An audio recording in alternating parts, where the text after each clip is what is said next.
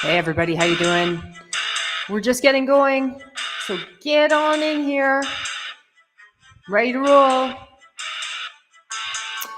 We have a great show for you today. We're going to be joined by a member of European Parliament, Bernhard Zimniok from Germany, based in Munich.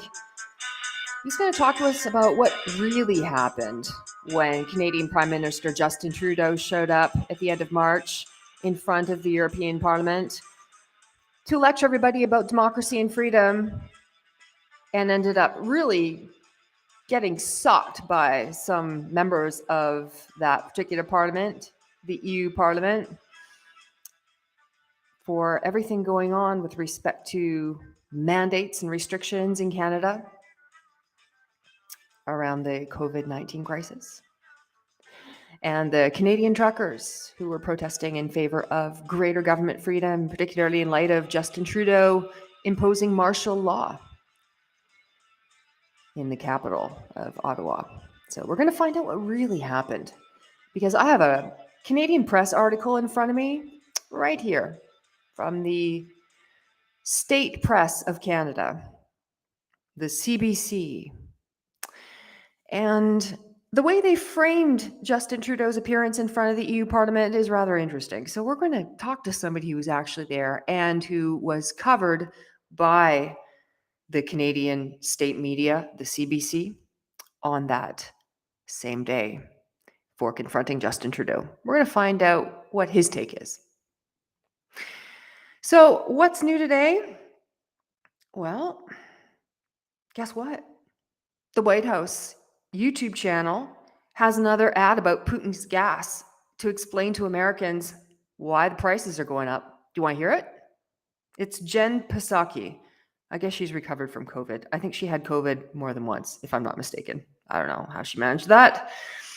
But Press Secretary Jen Psaki gives an update on Putin's price hike. Hey, those aren't my words.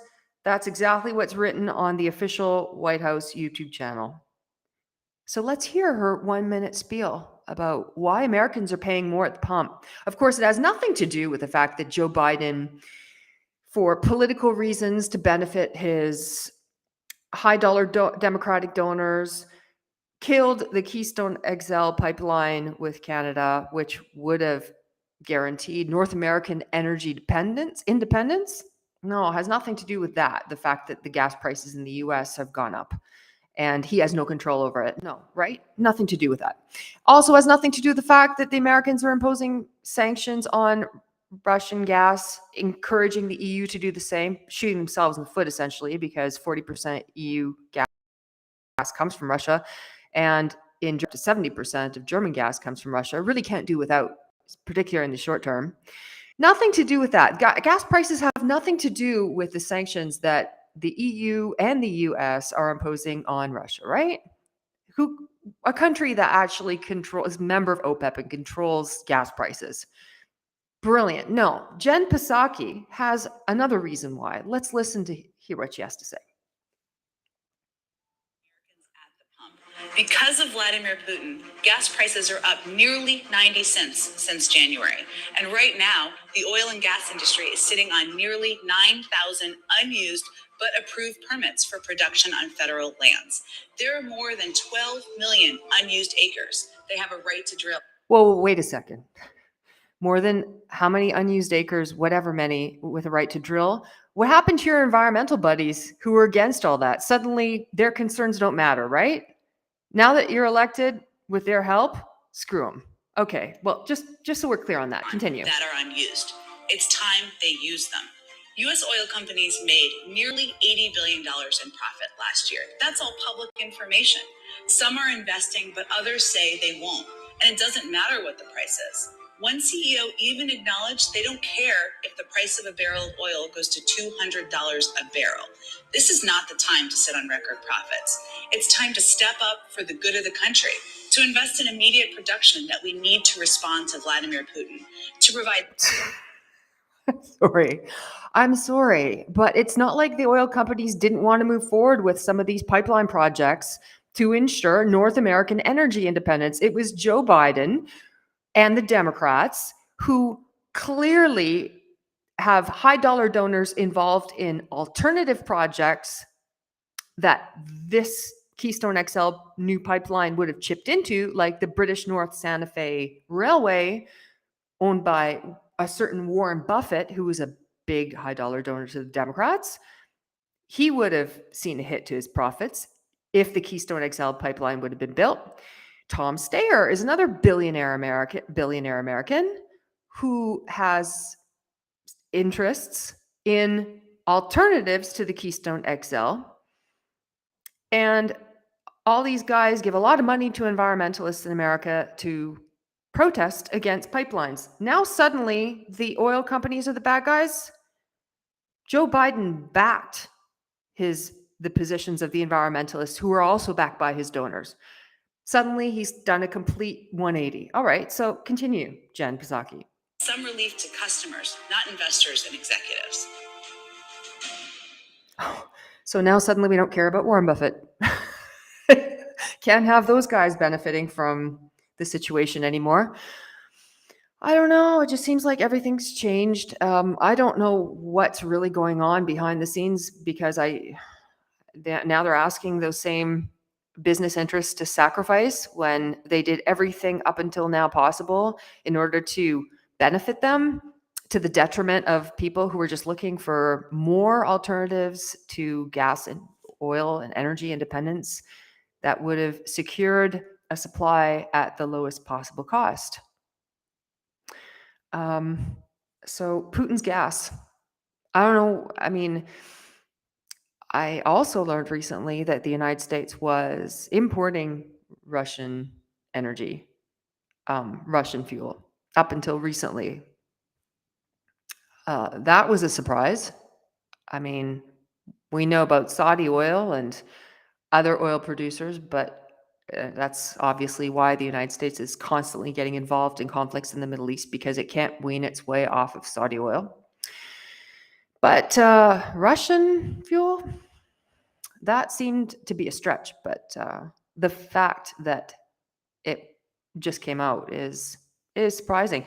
Speaking of which, it looks like there's another round of sanctions against Russian interests that were imposed today by the White House.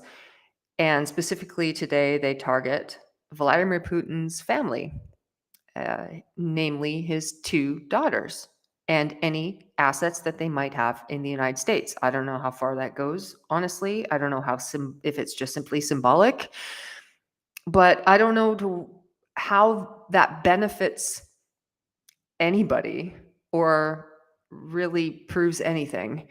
Apparently, there's also targeted sanctions towards family members of Sergei Lavrov, who is the chief diplomat and foreign minister of Russia, who's in the process of negotiations with Ukraine and the other parties involved in this conflict, presumably also NATO countries to some extent, given their deep involvement in this conflict, lining up behind Ukraine, sending weapons, etc. Now his family members are being targeted by sanctions, and apparently also Dmitry Medvedev, who is on the Security Council of Russia, and other members of Security Council, the Russian Security Council, and their families are also being targeted. Again, I don't really know what that proves or how it solves anything. Other than I think what this is serving to do more than anything else is to further polarize the world. I mean, if there's a risk that sanctions are going to be imposed on you for interacting with American interests and European interests, if you're going to expose yourself to that kind of potential, you might, after this, reconsider ever allowing yourself to be exposed to it ever again, ever allowing the opportunity for the West to impose sanctions on you or your family or your country. And I think what it's ultimately going to do is push Russia into China's arms and into a reorientation and a complete fracture on the global level. It'll be great for people who don't support globalization, because it will it will cut down the amount of globalization. We're already seeing that in Europe. I mean, they're trying to scramble to look for ways to deglobalize now, which is something that some of us who really don't support rampant globalization have been looking for a very long time. How do we deglobalize? Well, it looks like these sanctions are doing the job. So maybe, there's going to be more options for people after all of this. I mean, up until now, we've been in this single system from which one cannot escape. I mean, after this, maybe we're all going to have more options. So maybe the average person will be able to benefit in some way from deglobalization. We still don't really know how these sanctions are going to play out, and particularly in the long term. So I hope you guys are spilling in here. I see that we have a few more people in. Just send me your comments or questions. I see that my guest has just logged on. I don't quite see his video image yet, so hopefully we can get that sorted out in the next couple of minutes. And remember, oh, I see he's activated his camera, so I guess he can hear me. So remember that at any point during our conversation and my discussion with our guest, if you have something that you want to chime in about, if you have a question, please feel free to send it via whatever platform you happen to be watching on in the comment section, and I will throw it up on the screen, and we'll be able to have a direct discussion with our guest about whatever it is that you might be wanting to know about. All right, so we are going to go live here. I'm going to see. We are joined by the member of European Parliament, Bernhard Zimniok, who is based in Munich. And I can't see him on video yet. I don't know if it's a matter of Well, not having. do you hear me? Do you hear me? Absolutely. Hi, Bernhard. I can absolutely Okay. hear you. Well, I will immediately switch my cam. Maybe Sure. I'm not looking so nice now. I have a 4K camera, especially for you organized. Ooh, 4K. That's unforgiving. I know all about those. Yeah, I have to switch my cam. Oh, great. We can hear you better too. My God. Well, I also had a fresh tie. Everything is prepared for you, Rachel. So can't complain. Give me a second. Please, yeah. I have to see what happened with my cam. That's okay. No problem. In the meantime, I'm going to give a little bit of an introduction to the viewers. Just, excellent. Well, you have a nicer setup than I we do. solve every problem. That's welcome, Bernhard Zimniok, member of European Parliament from Germany. I wanted to have you on because it's really interesting, the relationship I have with this particular issue involving Justin Trudeau, his appearance before the European Parliament at the end of March, the trucker convoy, the vaccine mandates and restrictions, and the declaration of martial law in Canada, which hasn't been seen since the October crisis back in the 70s, when there was a case of Quebec separatism that plagued the country, and up to the point of terrorist acts of murder. So it was really odd and frightening, frankly, to see that being invoked within the context of a sanitary crisis. And I also find it amusing that you're from Munich, and there is a tie-in here for me personally, and it's a kind of an interesting story that is absolutely relevant to our conversation. As a Canadian citizen who has been based in Paris, France for the last 13 years professionally, I decided for the first time since the pandemic to go back to Vancouver, where I have a home and a mother who's 80 years old and not getting any younger, to visit her. And this was summer of the year 2021. And I had contracted COVID a few months prior. I had antibody tests, 2 of them taken a few months apart, showing no decrease in antibodies in the wake of that infection. By the way, COVID for me was nothing. I barely noticed. I was swimming 6-7 kilometers a day with it. All that to say that I had my pre-boarding test when I got on the plane to make the 10-hour flight to Vancouver. When I arrived at the other end, I showed the border guard my pre-boarding test.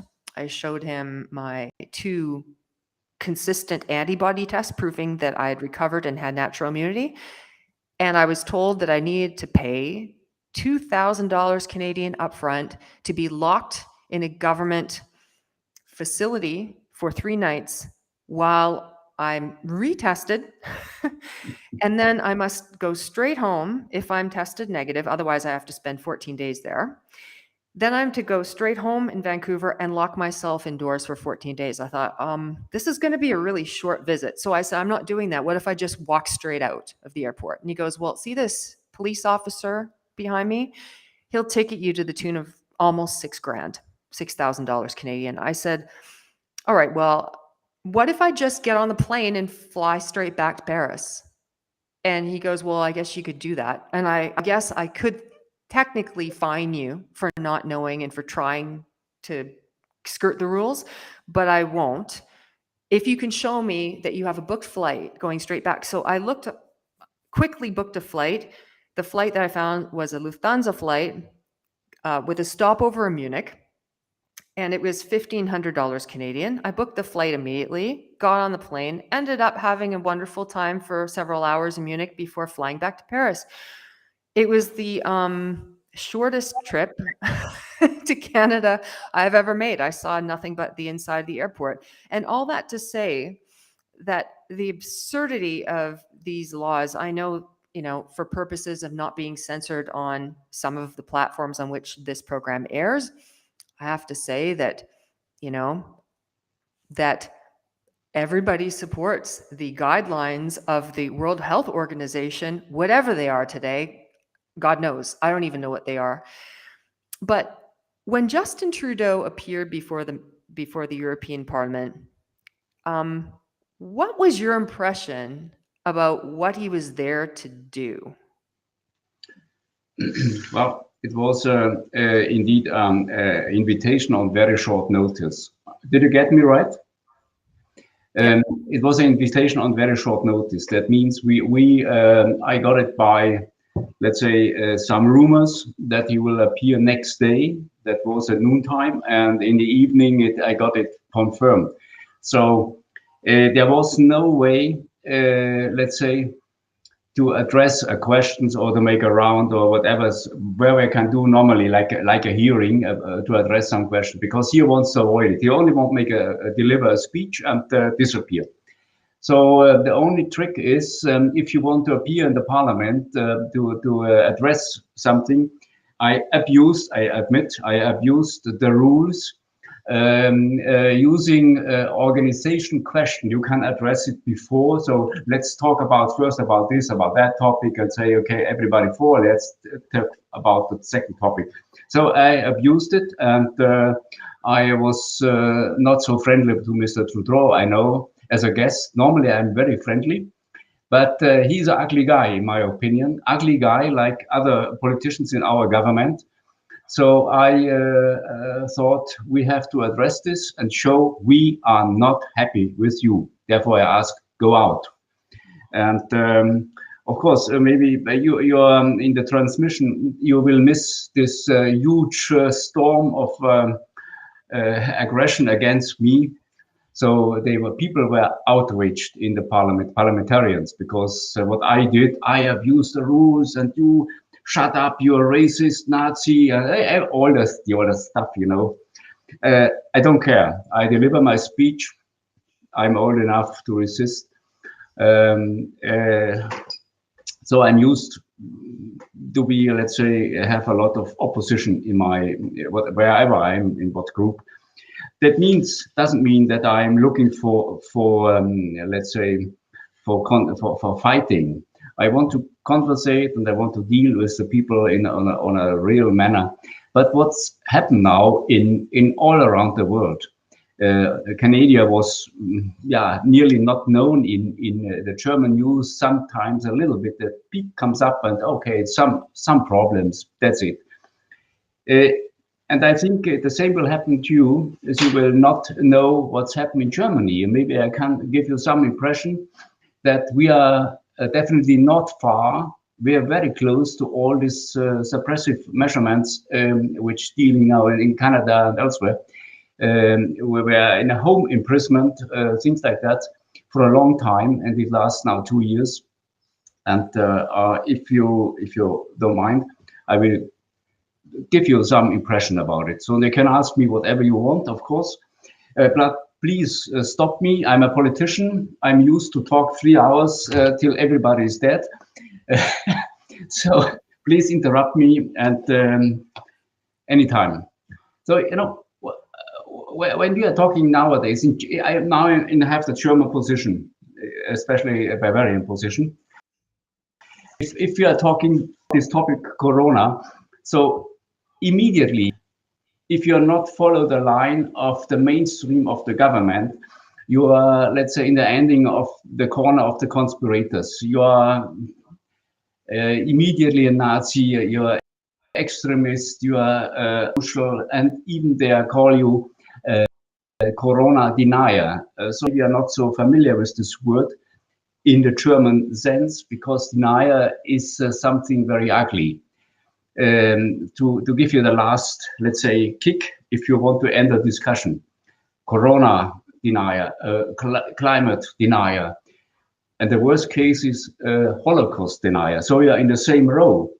This is very, very dangerous. So therefore, you have to be very careful, and me especially, because I have a lot of problems with people are watching me very, very close. Whatever I'm talking, maybe the same, and they will quote me tomorrow and bring me to the court because I'm a racist.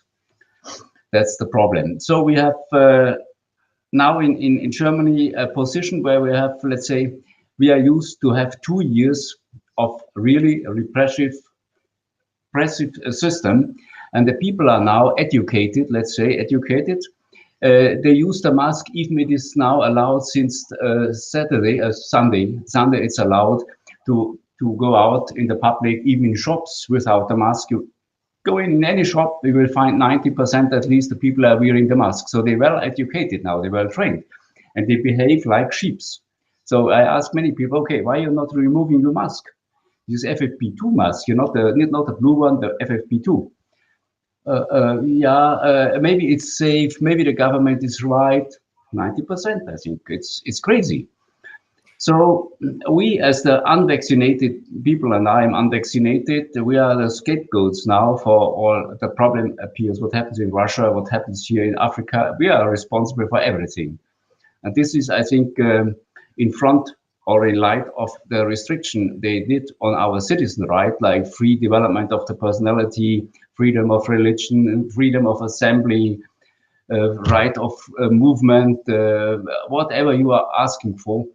They violate, our government violates these rights tremendously. So we have to bring this to the public. And I will show you how it works in Bavaria, because Bavaria, I use it not as complete Germany, I use a hotspot, let's say. Bavaria is also quite known in America and in Canada, because Bavaria is Germany. And I'm a Bavarian. I'm coming from Munich and have also a flat in close to Salzburg. So I'm a really original Bavarian. So we have to give you the figure. So 12 million inhabitants, 70,000 square kilometers like South Carolina. And we have 2050, and this is important, 2050 cities and villages from 1.5 million, Munich, to the smallest village is 80 persons.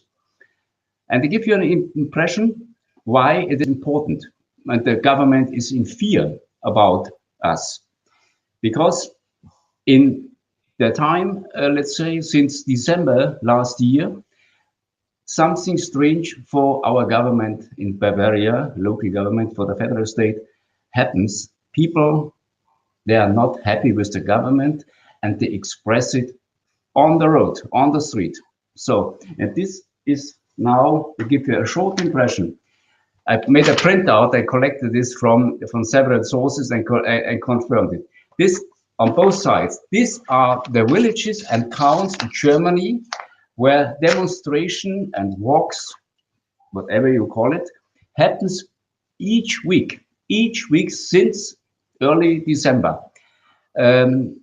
These are 592 cities and villages, which is happens on weekly basis. Remember, 50 villages and towns. So that means we have a broad demonstration. We are unwillingness against this. And if you see the press or the medias, they are talking about, well, last week thousands of people, few thousands of people entered the street, blah blah blah. Reality is, we are talking about here in Bavaria, around about 350,000 people. They are entering the streets every week, on weekly basis. So that means this is, of course, a danger. Government try to avoid it and use their tools. They use the police, and the police is not less harsh than in Canada, believe it or not. I saw people, they are beaten. I saw the use of tear gas, and they have strict measurements, really strict, tough measurements inside Munich. Certain days, Wednesday, Monday, Saturday, Sunday. What is left, I don't know. So you see, and they are now, since 3 months, they started to implement really tough restrictions. So if you attend a demo, even if you walk in let's say in the downtown, just the street, so you are counted as a demonstrator, and these are not allowed, and you are facing a fine of 3,500 euro, $4,000. If they catch you, and they catch you because they started from one point to another point of the road, and then they started to squeeze this demonstration. And the thing is, the reason, if they squeeze the people by force, then you are maybe close together, and then okay, you are violating the rule. You have a distance of 1.5 meters. You don't obey the rules, 3,500 euros. That's it. Thus, this is not a joke. Is there still an obligation to maintain social distancing in Germany? Yes. Outdoors? 1.5 meter. Still? 1.5 meter. Well, let's go 2 weeks before. 2 weeks before, enter any shop in a supermarket, and here some row of you, you're waiting for a cashier, and enter maybe half a meter close to a person. I bet you turn around and say, please keep the distance. We are obliged to have the distance of 1.5 meter. Sometimes I took out my meter and say, oh, sorry, it's 1.4 meter, only just at the distance. This is not a joke. I believe you, because I was in a grocery store just before I came here to the show, and in front of me and behind me and the cashier were all masked up. I've kind of forgotten about the thing. It's mandatory on public transit here in France. Yeah. Other than that, grocery stores, you don't need to wear it. But the number of people still wearing it is still pretty high in grocery stores. And it really struck me today. Now, one thing I'm curious about, because you are a member of the European Parliament, and a lot of this seems to be top down. I'm wondering how much of what is currently being imposed country by country with respect to health or sanitary restrictions, COVID-related restrictions, comes directly from the European Union, and to what degree it's harmonized. Well, harmonized is good. We have up to now, nothing is harmonized. They are now trying to realize this, what you are talking about, in the end of this month. There will be, we have discussed this in the parliament, this senseless parliament. Sometimes I have the impression, because the commission is doing whatever they want. Up to now, every country, every federal state in Germany, every, let's say, smaller area, we call it a Landkreis. That means this for you, is it what is the expression now in America? The smaller, smaller areas. Difference. So yeah, you are facing a problem with what I did when I was on traveling from Munich to Hamburg. There was a traffic jam and the weather was bad. So I went out after 400 kilometers, after 10 hours driving, 400 kilometers, and organized on a very quick hotel. Say, okay, now check in, close to the Autobahn. What's happened? They say, sorry, thank you for paying, but you're not allowed to stay without a test. So sorry for that, but there's nothing mentioned.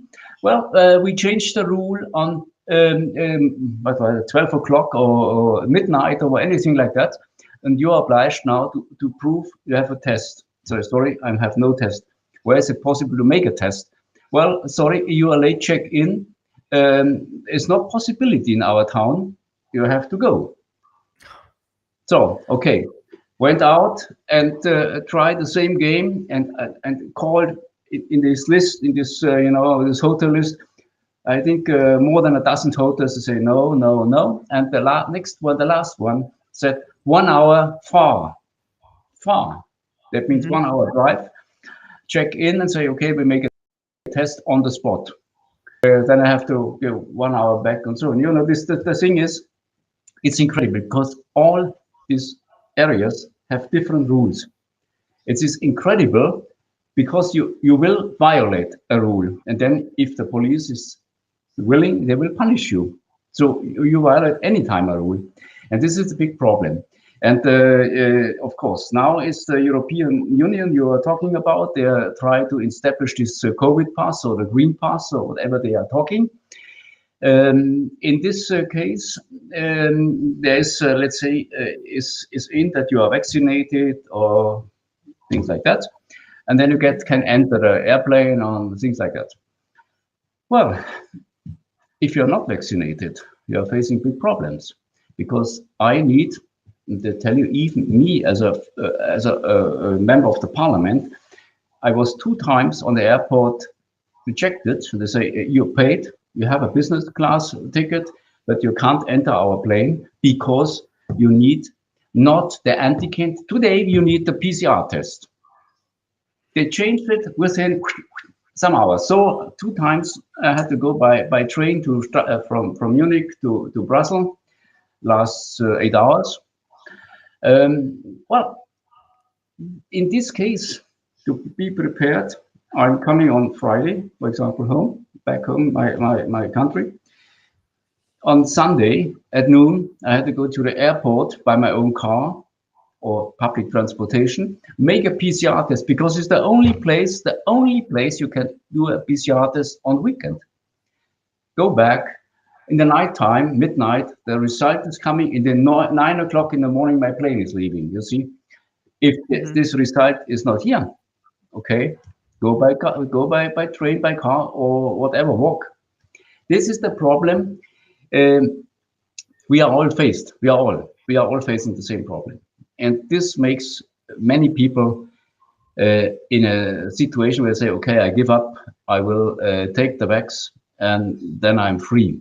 But we are not free, as far as 3 months times, then 4 months time, then 4 months or 4 months. So this will be a never ending story, and therefore I'm fighting against. Therefore, I be with the people on the streets since last year. I do every weekend as if it is possible, and this makes a kind of political support for these people, and they are really appreciated. They are happy that some politician appears, because normally, I tell you very frankly, my colleagues, all my colleagues here from all the parties, you will hardly find somebody who joined these people on the road. I will be there and see, here I am, I'm with you, I'm your man. So nobody in Germany calls me Mr. Zimniok. They all say, hey, Bernhard, how are you? This is, a kind of brothership or whatever you call it. This is quite important. Therefore, our politicians are there. We are fighting for these people and not to support such crazy ideas with the European Union. And what is possible with this kind of digital pass. There are plans with to remove the cash. If they do so later on, it's for me as an engineer, I think it's very obvious and very simple. Let's say to take the money from your pocket as much as I want, raise the tax from your account. You can't move.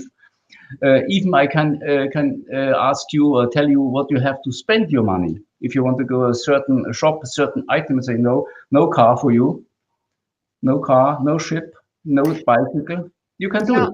And that's one thing I wanted to bring up with you, because I noticed that the European Commission is leading the way on this digital wallet and digital identity.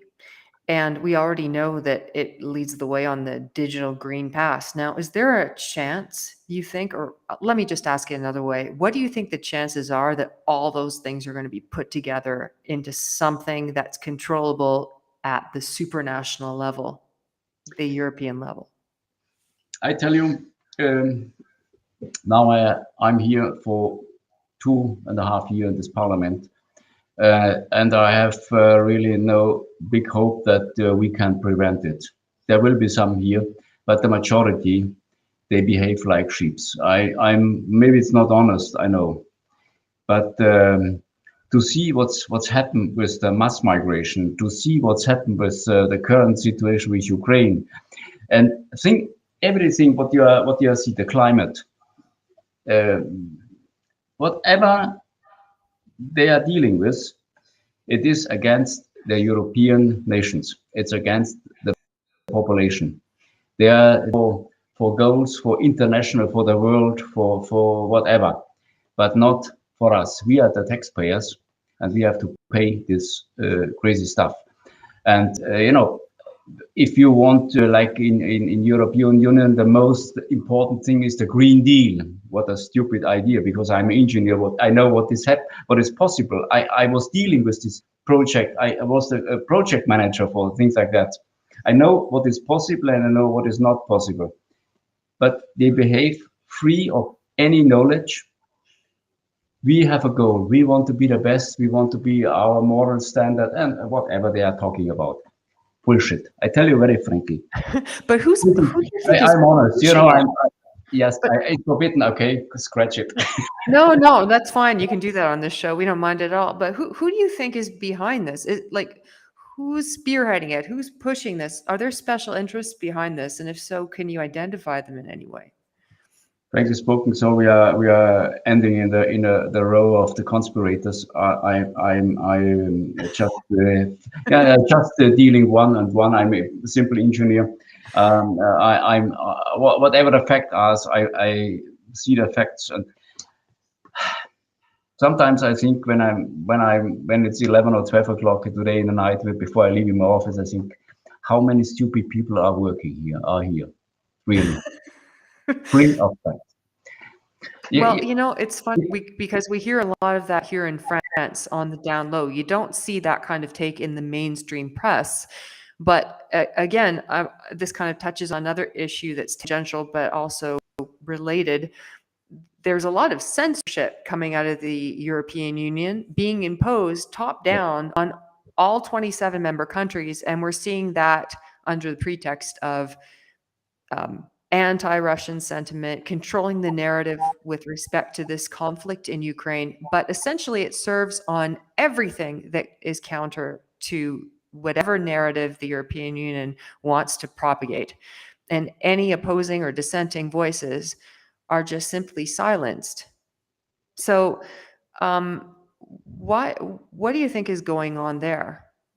Well, as I mentioned, to realize all these wet dreams, let's say, like the Green Deal and other stuff, the mass migration, besides we're expecting, according to Gallup Institute, and we have the plans of the European Union, so we're expecting 70 million Africans south of Sahel in the next 10 years, maybe, or maybe the next 10 years. Okay, this is one thing. So it means free of facts. And that everybody is following. People they start to think they have to be suppressed. So you have to control the opinion. You have to control everything. Even when I openly address something we're talking about this in my social media, they block me. Like 4 weeks before, I quoted our Minister of Health. I quoted, I say, okay, Mr. Blah, blah, blah is saying, bum, bum, bum. I was blocked. Reason, fake news. Fake news. Because of fake news, and I get my last warning from this well-known companies. And if I ever use the fake news, then I will block forever. Do you know what does it mean for me as a politician? It means the end of my communication outside. Right. So this is the threat. This is definitely the threat. Yeah. And I get this year three warnings. Yes, one I used a lawyer, and so I had one warning free. There's no more warning free, and then next time I'm out forever. This is the control. You have to control the opinion. If you have a different opinion, you will be blocked. You will be isolated. That's it.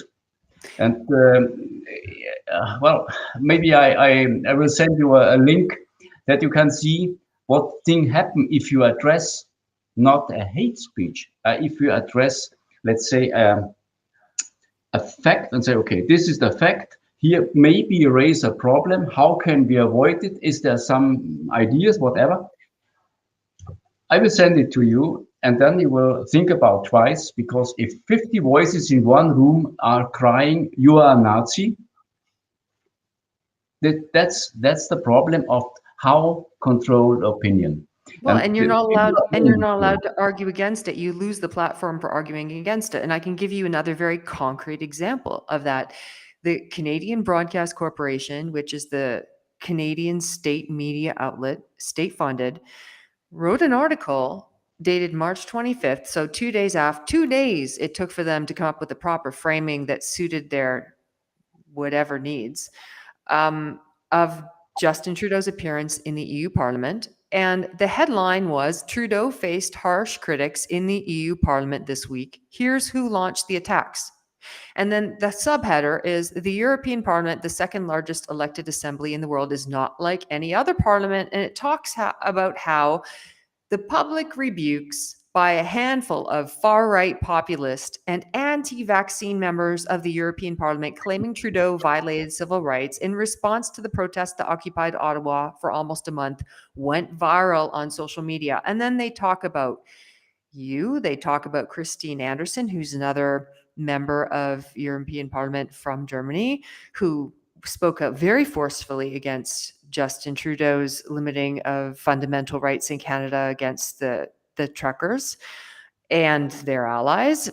And they went through the whole list and basically framed it as, this is only coming from a very targeted group attack on Justin Trudeau. This isn't a variety of members of parliament from different ideologies or different factions all coming to the same conclusion.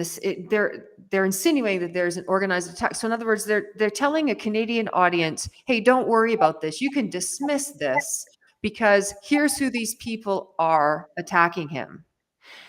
And they don't do that when Justin Trudeau is supported by certain politicians. They don't say, oh, by the way, here's who's supporting him.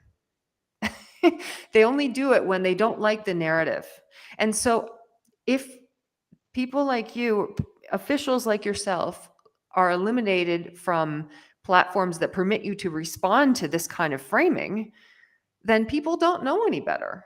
And they're not going to come up with, most people over their morning coffee aren't going to come up with kind of a counter argument to this on their own.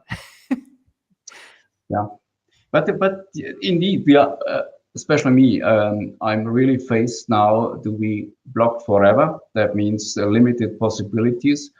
And you can check all my posts, you can check all my videos. They are published hundreds. Definitely, I never made a hate speech, never made anything wrong. I think otherwise. I promise you, if I talking about now anything, a lie, tomorrow morning latest, there is a letter or mail from a lawyer and they say, hey, now we will meet us in the court. Believe me, all our votes are under surveillance. They are looking very close. How can we get this guy? Example, recently we were talking about child pornography. Well, who can be against this? This guy was against this law. No, I was not against the law. There was the first paragraph was, we have to fight child pornography. I said, yes, my vote. Therefore, we must, without any reason, check all social medias from any person. That means I can check now your private WhatsApp account. Maybe you have some child pornography on it, without any reason. That means for me as a politician, they can do whatever they want with me, so without any reason. Therefore, I say this point, no. Next point, oh God, no, I can't sign. Otherwise, we run in a control. It's a dictatorship. Right. This was the headline, and beneath, bum, bum, bum, bum. So what they are writing in the end, this guy, this right wing, was against our good law against child pornography. So no, I wasn't. I was against the mechanism, what you're doing. If there's a problem, they have to be punished very tough, but not, please, everybody who is innocent. Yeah, they're twerking what's really going on. They're framing it, spinning it. And that's what we see happening to some members of other members of your coalition in the European Parliament.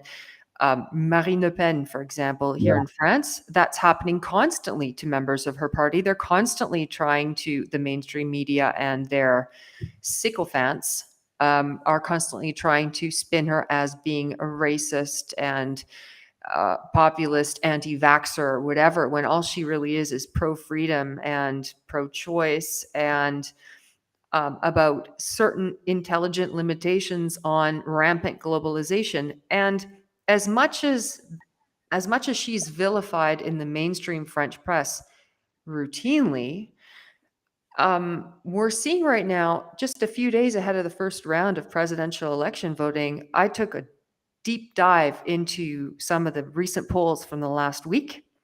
And what we're seeing is a drastic shift from the conventional right and left candidates to the anti-establishment right and left candidates, meaning Marine Le Pen and Jean-Luc Mélenchon on the left. And it's glaring.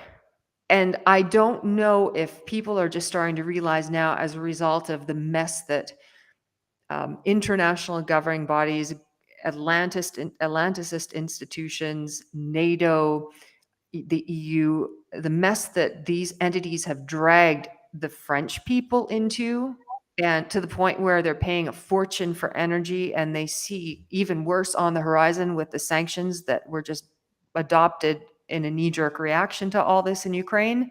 I don't know if it's finally hitting home for them that their consequences are existential, and they're going to come down on your head.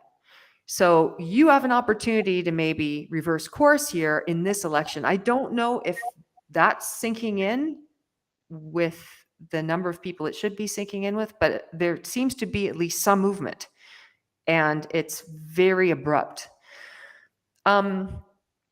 You're in the European Parliament while all this is being debated with respect to Ukraine, Russia. You're also in Germany, where you guys are being hit really hard with sanctions, or you risk being hit really hard with the gas sanctions, given that 70% or so of your gas supply comes from Russia. What is the general consensus on that in Germany? Well, let me tell. And we have a media streamline. I just want to look on my screen about the prices to get an impression why they are people are a little bit now cautious. We in Europe, especially in Germany, if anything happens in the world, we are here. We are in the first row to support whatever in Africa, in Germany, and whatever. We are really, in this case, incredible friendly people, and they pay a lot of money, they give donations and whatever. But now, what they are doing in our government, And this is a very dangerous game. So I was a former lieutenant colonel in the airborne division in Germany when she was a strong army. So you see my age. Nowadays, she is very weak. Then I tell you what we are doing now. We are now on the so-called American call it the war slide. We are going from a certain point where it's peace up down. When you get the hard landing, there's the war. And we are starting to slide, to move on this slide, because we have so many steps missed in the diplomatic sense. We skipped them and started, boom, we jumped in, not to go straight and try to calm down the situation, stop it and find solutions. We are dump, like jumps, like a kangaroo. And now we have, sorry for that. Well, that's okay. This was other interview later. Now, you know, this is the thing I miss, this planning in the politics. And now we are jumping first to make a sanction. We already imposed a sanction against Russia. It doesn't work at all because sanctions never work in history. Oh my God, the next one. Sorry for that. I have to do it out. Sorry. So, okay, come back. And therefore, we are. This was the thing when we are talking. My God, Russia is aggression, and this happens, and this and this happens. We have only one source who is reporting, Ukrainian as reporting. But the people are, I think, majority of the people here in Germany are pro-Ukrainian. You see the flags, you see the faces, and whatever they use to show sympathy. This is the problem because I know how media is working, how news was made, even from journalists with high reputation in my former jobs as diplomat. Therefore, I'm carefully. I step one step back and watch. Now we are in the situation, all the diplomatic channels are now exhausted. No, that's nothing. There's nothing to do. Now we started to deliver weapons. Now ask for more weapons, huger weapons, defensive, weapons. So this is step. Where's the end? This will be in the end if we don't stop a war. Now people realize, okay, something is wrong. Remember, I just made this note because I had to just organize oil for my house. April 2021, I paid for 2,000 liter oil, 1,200 euro, $1,300. In March this year, 4,300. Four times more? 3 times more, nearly. You see, to get an impression, this is the food, even the food now in the shops, they have 30% more in the 20, 30, round about that.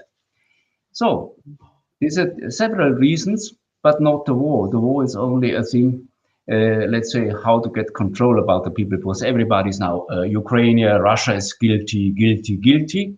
But what they did, they try to get a huge amount of the savings from the people, that they get rid of this huge amount of debt, and they want to get control about the people.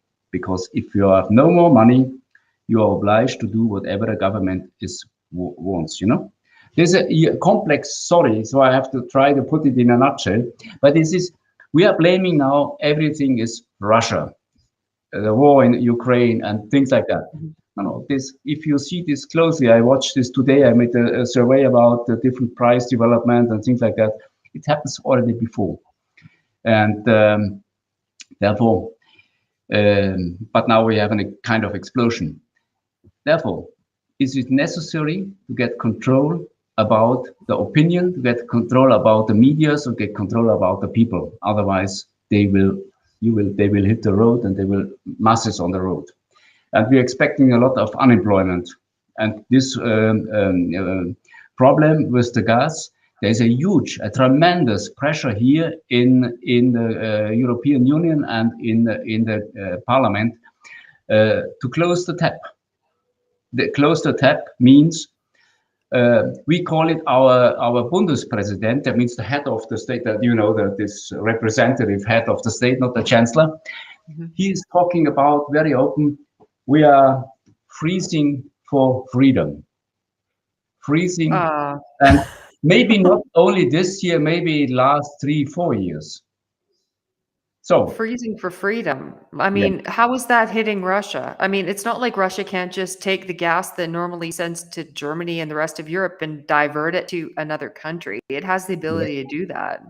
you have How is can. that hurting Putin? I mean, I also heard a vice commissioner of the European Union, I forget her name, but I talked about it on the show yesterday. She was literally telling Europeans to cut down on their showering, and every time you turn off the water, say, "Take that, Putin."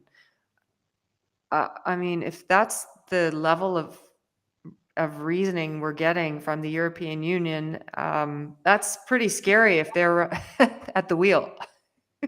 If you really today in the morning they were talking about the same topic, have a half of the shower.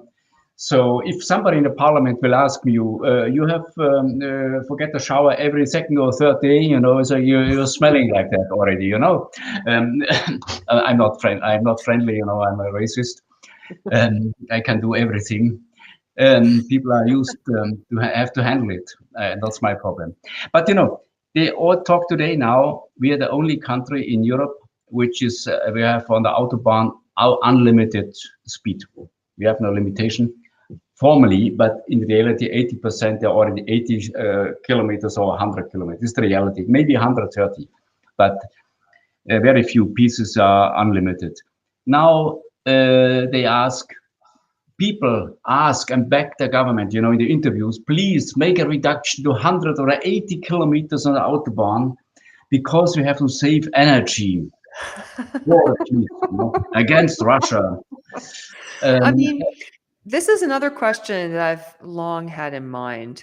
Do you think there's a concerted effort, or do you see any evidence from where you're sitting in the European Parliament, with all the contacts you have at that level, do you see any evidence that there is a deliberate attempt to get the average European citizen to expect less while paying the same with respect to their standard of living?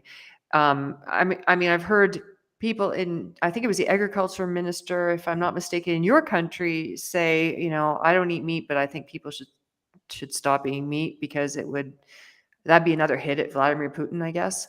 And it's about climate change. They're kind of trying to make an amalgamation of climate change, Russia, fossil fuel use, all this stuff, and using that as a pretext to get people to reduce their use of things that they're accustomed to, but still accept to pay the same amount of money. Yep. And to be okay with it because it's a virtue. It's a virtue to be okay with that. I think we are working hard every day, everybody. We try to pay the taxes, and we have a certain standard of living. And all the people around the world, wherever I have been, I think, in 70 different countries on private basis. They are all the same. They are looking for their luck. They're looking for their happiness and whatever. Part of them is you need some material, a car, whatever, a bicycle, whatever your expectation is. But doing now, we already get this, let's say, a level of wealth, happiness, and be rich and whatever. And now we are thinking to going back to the basis. But this, let's say, this picture to going back to the basis, to have nothing beside one, I don't need a tie.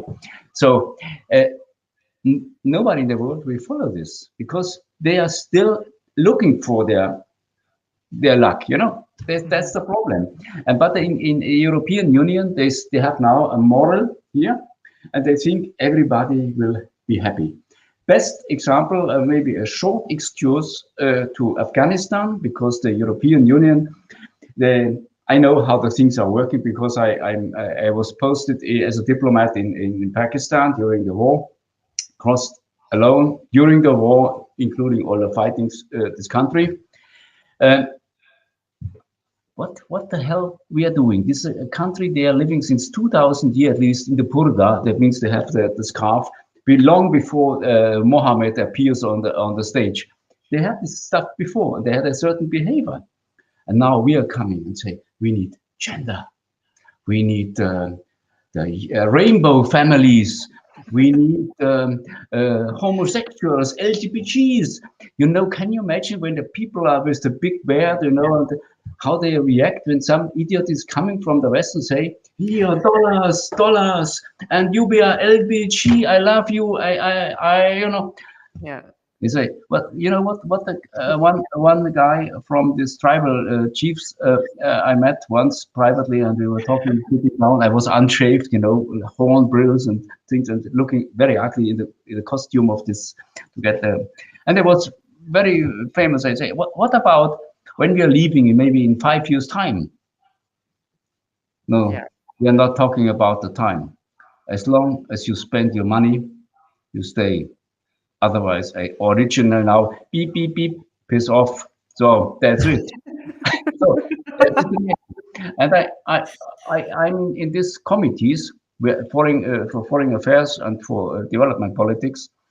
And I try to explain 2 years before this and this and this project and this measurement will never work out because of this and this and this reason. So, okay, racist. Mm-hmm. Now we were kicked out. It was so obvious. You know, it's like counting one and one and one. And now yesterday we had a meeting with the commissioner and they say, yeah, we failed. What can we do? We have no idea. So exactly. And now you start with Africa, and in 5 years' time we are sitting here again and they say, I don't know what to do. I don't know what to do. They have a moral thing in mind. They think everybody is interested in how to save energy, come back to the roots. They are on the roots already, you know. So Yeah. no, it's not possible. Yeah. I mean, it seems like there's a lot of people that are disconnected completely from the reality on the ground that Oh, average citizens face in Europe, let alone in Afghanistan or in Africa. I mean, you know, it's easy to talk about freeze for freedom. Here, my office is warm, dry. yeah. I get a very good salary. Uh, I can pick up the phone and say, I need a car. I get a Mercedes or anything like electro, of course, you know. Mhm. They drive me wherever I want to go. Mhm. Please pick me up. Same, you know, when I'm ready with my breakfast, come out of the door, my driver is waiting, open the door. How long it lasts to be far away from the reality? I have Yeah. no problems. But maybe you, because you have to open my door, not Mhm. me. That's the problem. And so many people are losing the contact to the people. And if you are young, for example, 25, in the Green Party, the first time you get attention because you have no study, you're stupid to get any result out of it. You have nothing. You can't nothing do beside babbling. And Mhm. suddenly you are important member of a parliament. You're the same idiot as before, but you are well paid for this time period, you see. Therefore, this is a bubble. It's really a bubble, and I think necessary to be here in this post or in this job, work for 10 years and earn your livelihood. Then we are coming back, and then we are talking about experience. And this is the thing. I think many people are sitting here for 20 years. They lost control about the reality. Yeah, they've lost contact with the real world. That's exactly how it looks from where I sit and from so many other people's point of view as well. Bernhard Zimniok, thank you so much for coming on the show and educating us about the inner workings of Brussels and the EU and also what really happened on that day where Justin Trudeau showed up in front of Parliament. Because again, like I said, judging from what was relayed by Canada's state media, we knew there was more to the story. So really appreciate you coming on and telling us all about it. Thank you so much. So you know why I have so many friends. Have a good. Yes, that's awesome. Thanks, Bernard. Have a Thank great you day. very much. It was a pleasure. Anytime. Likewise. Thank you so Bye. much. Bye. All right. That's it for today's show, everybody. Thank you so much for joining us. If you want to read my latest columns, I have 2 out this week. You can go to rachelmarsden.com, and we will be back again tomorrow, Thursday. Same time, same place. And tomorrow we're going to talk about censorship. We're going to have on Mark Burry, who is a censorship expert. He's an award-winning book author on the subject of censorship, particularly wartime censorship. And he's also a lawyer. So he's going to talk to us about whether or not censorship during wartime works, if it's a good thing to do, because that's what we're seeing right now with the conflict in Ukraine. There's a lot of censorship going on the part of the West. And well, there's also countermeasures taken by Russia as well in response. So we're going to talk about all of that and also the history of that in previous conflicts and how that turned out. Because if there's any decent indication of how things might turn out, it's gleamed by looking back at the past. Again, thank you so much for your questions and your comments. It's always a pleasure to have you with us and really appreciate you guys joining us every show. Some of you guys are already diehard fans, even though the show has only been around for 3 weeks. But please stick around. Please join us again tomorrow, and we will be back before you know it. Have a good morning, afternoon, or evening, wherever you happen to be in the world. I'm Rachel Marsden, live from Paris, France, and we'll see you again tomorrow.